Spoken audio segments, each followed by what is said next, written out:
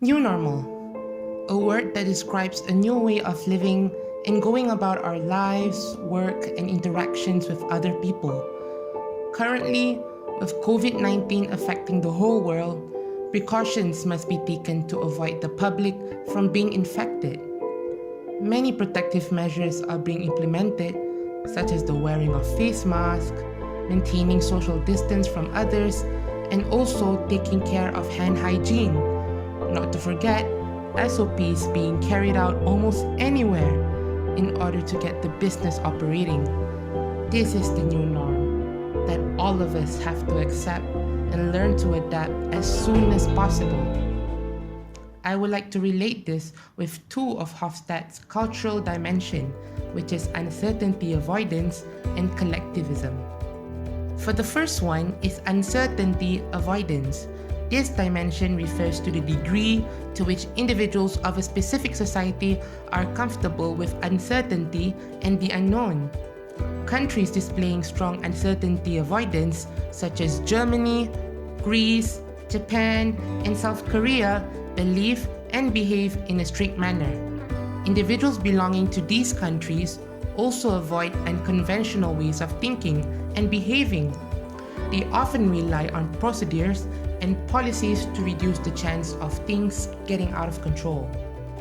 In contrast, low uncertainty avoidance countries such as the United States, United Kingdom, India, and China accept and feel comfortable in unstructured situations or changeable environments. People in these cultures tend to be more pragmatic and more tolerant of change.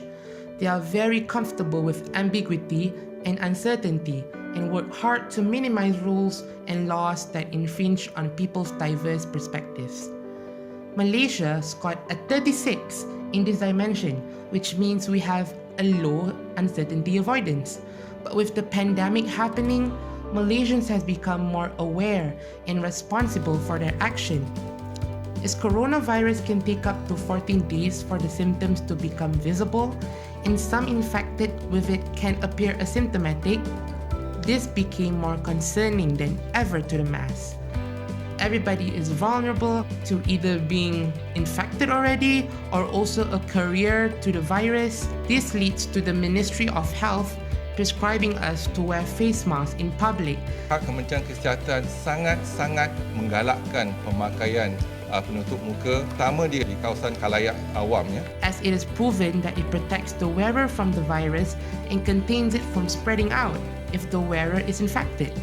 Malaysians immediately comply with it and putting aside their comfort and personal dissatisfaction for the greater good. This shows that Malaysians' uncertainty avoidance has increased due to the new norm, as it could guarantee the health and safety of every citizen. The next dimension is individualism. This dimension measures on the degree of interdependence a society maintains among its members. It has to do with whether people's self-image is defined in terms of I or we. In individualist societies such as in the United States, Australia, and Canada, individuals look after themselves and their immediate family only and are only concerned about their freedom and personal goals.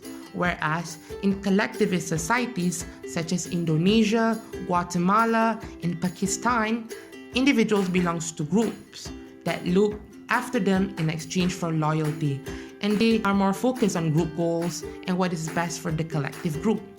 Malaysia scored a 26 in individualist versus collectivist scale, which means we value collectivist culture. The new norm is not just a one-man show, but the whole community have to work together and obey what is instructed by the government. For the past 4 months, Malaysians had successfully adhered to the MCO or Movement Control Order by staying at home and only went out when necessary. All businesses had to stop, and even academic institutions were being closed down. And what further proved the collectivist spirit among Malaysians was that even Hari Raya was celebrated in our homes and not back in kampung. This was done to not endanger the life of the elderly, as they are more susceptible to the virus, which can lead to organ failure.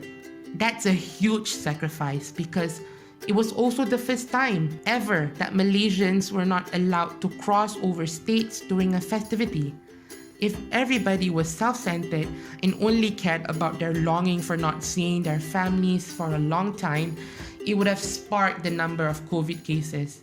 But that was not the case, and everyone put mind over matter. With the hashtag Kita Jaga Kita being displayed in every advertisement, both on TV and social media, it became a constant reminder and motivation for Malaysians to be concerned of one another and care for the well-being of everybody. Therefore, the number of cases in Malaysia had successfully decreased day by day, and we managed to flatten the curve. This shows that with collectivist action and being more concerned to avoid uncertainty made it happen. At the end of the day, the new norm brings out the best of us and evaluates our value towards the greater good.